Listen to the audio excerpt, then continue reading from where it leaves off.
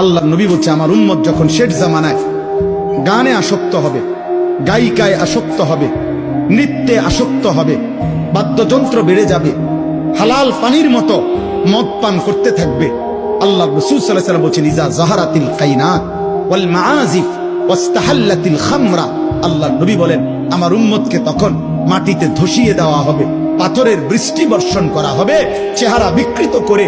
কোনদিন রাত গভীরে এই নাফরমান এমন হতে পারে, আল্লাহ মাফ করে দেন, কোনদিন রাত গভীরে শুইবার পরে ঘুম থেকে, গানের আসর থেকে, বাদ্যের আসরে, মদের আসরে, জুয়ার আসরে, প্রিয় ভাই আমার, আল্লাহর কসম মুহাম্মদ আরবি 1450 বছরে মিথ্যা বলে নাই।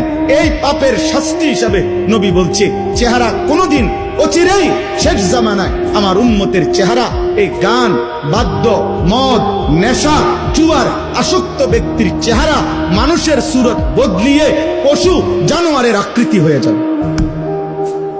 কোনদিন হয়তো দেখবে সে, কোন এক জেনারেশন হয়তো দেখবে বান্দর হয়ে গেছে, শুকর হয়ে গেছে। আল্লাহ মাফ করে দেন।